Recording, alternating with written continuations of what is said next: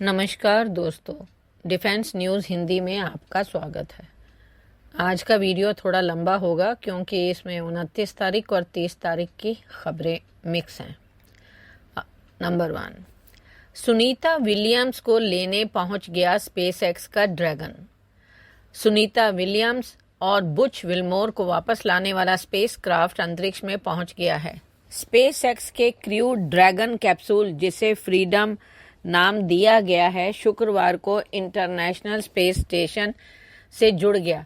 यह spacecraft ISS के harmony module पर डॉक्ड है। क्रू 9 मिशन के सदस्य नासा के एस्ट्रोनॉट निक हेग और रोस्कोसमॉस के अलेक्जेंडर गोर्बुनोव का ISS पहुंचने पर गर्मजोशी से स्वागत किया गया। इस समय ISS की कमान सुनीता विलियम्स के हाथ में है। वह और उनके साथी एस्ट्रोनॉट्स विल्मोर क्रू 9 मिशन पूरा होने पर इसी फ्रीडम कैप्सूल से सवार होकर पृथ्वी पर वापस आएंगे। अगला, मंगल ग्रह पर इंसान का रह पाना आसान नहीं। क्यों? जलवायु परिवर्तन और ग्लोबल वार्मिंग के चलते पृथ्वी शायद इंसान के रहने लायक ना बचे। स्टीफन हॉकिंग समेत कई मशहूर वैज्ञानिकों ने कहा है कि मानव को पृथ्वी छोड़कर किसी और ग्रह पर बसना पड़ सकता है। मंगल ग्रह पर बसने का सपना इंसान काफी समय से देखता आ रहा है। स्पेसएक्स के मालिक एलन मस्क शिद्दत से इस सपने को साकार बनाने में लगे हैं, लेकिन मंगल की दुर्गम परिस्थितियां मानव शरीर पर बेहद प्रतिकूल प्रभाव डाल सकती हैं। एक्सपर्ट्स के मुताबिक मंगल की स्थितियां इंसानी शरीर में कई खतरनाक बदलाव ला सकती हैं। इनमें शरीर का रंग हरा होने से लेकर आंखों की रोशनी का कमजोर होना शामिल है। एक अमेरिकी बायोलॉजिस्ट का मानना है कि इंसान का मंगल पर सरवाइव कर पाना बहुत मुश्किल है। अगला, वैज्ञानिकों ने खोज ली नए प्रकार की कोशिका।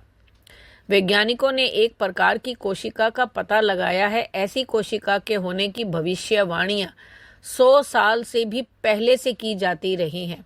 अब जाकर रिसर्चर ने इस कोशिका के वयस्क रूप की खोज की है।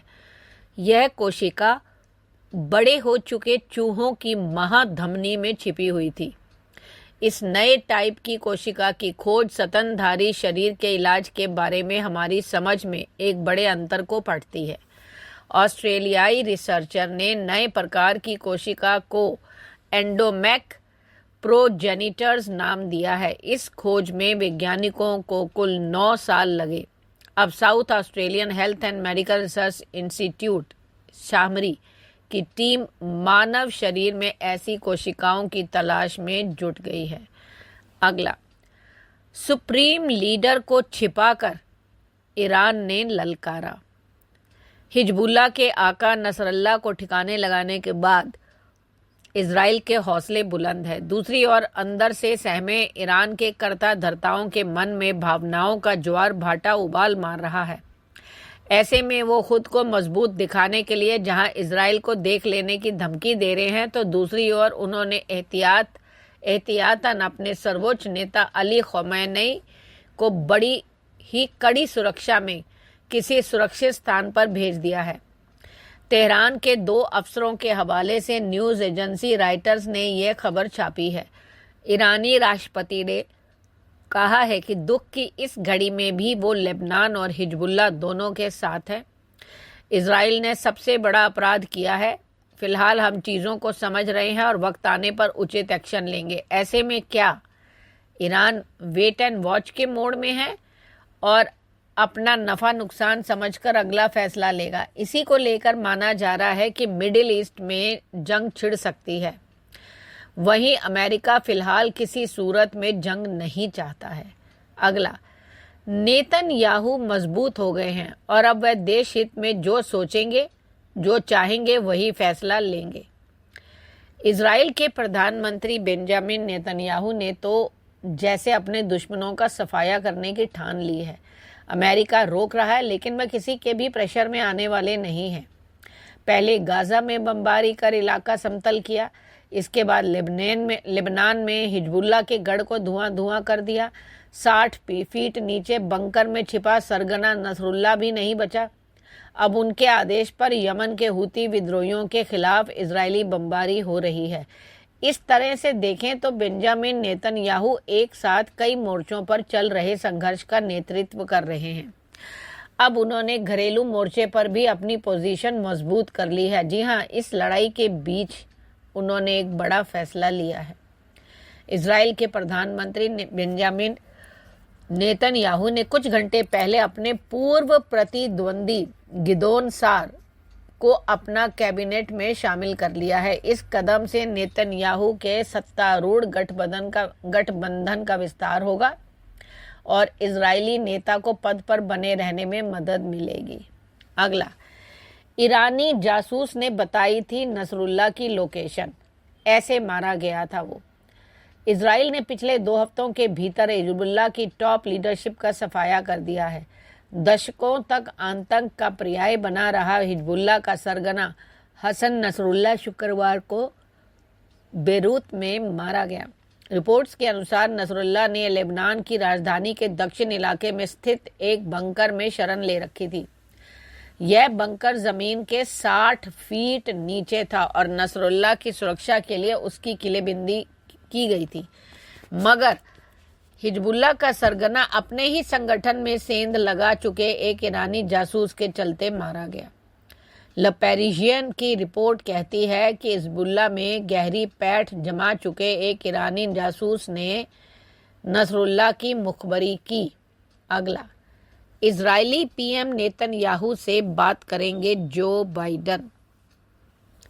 हाल ही में हिजबुल्लाह के चीफ नसरुल्लाह की इजरायली हमले में मौत हो गई।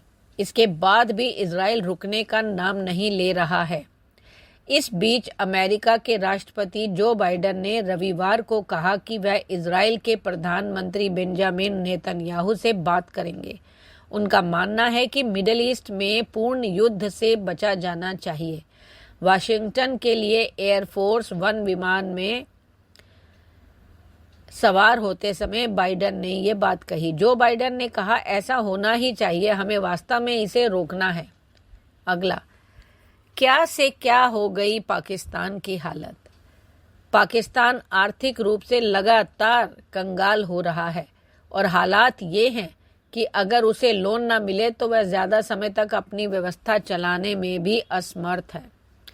ताज़ा मामला ये है कि पाकिस्तान ने आर्थिक खर्चों को कम करने के लिए 1.5 लाख नौकरियों में कटौती की है और 6 मंत्रालय भी भंग कर दिए हैं। इसके अलावा 2 अन्य मंत्रालयों के विलय होने की भी घोषणा की गई है। अगला, इजराइल लेबनान जंग में नसरुल्लाह के मारे जाने पर कश्मीर में क्यों हो रहा प्रोटेस्ट। कश्मीर में तीसरे और अंतिम फेज का चुनाव 1 अक्टूबर को होना है। उससे पहले ही कश्मीर का माहौल बदल गया है। हजारों लोग सड़कों पर निकल आए हैं। कासिम सुलेमानी, इस्माइल हानिया और हसन नसरुल्लाह के लिए मातम मनाया जा रहा है। जब तक सूरज चांद रहेगा हिजबुल्लाह का नाम रहेगा। अमेरिका का जो यार है गद्दार है, गद्दार है। इन नारों के जरिए इजराइल अमेरिका को कोसा जा रहा है। हिजबुल्लाह पर हमले के विरोध में कश्मीर नेताओं ने चुनाव प्रचार बंद कर दिया है। सवाल है कि हिजबुल्लाह का चीफ मर गया तो कश्मीर क्यों उबल रहा है? ऐसा क्या है? तो क्या कश्मीर के अंतिम फेज का चुनाव बदल गया है? बिना प्रचार किए भी महबूब मुफ्ती और उमर अब्दुल्ला माहौल बना रहे हैं। तो आपको बता दें कि हसन नसरुल्लाह, इस्माइल हानिया और कासिम सुलेमानी आतंकी थे, आतंकी संगठन चलाते थे, इसलिए वो मारे गए। लेकिन इनको नसरुल्लाह इसलिए अच्छा लग रहा है क्योंकि कश्मीर के अंतिम फेज के चुनाव में शिया वोट दिख रहा है।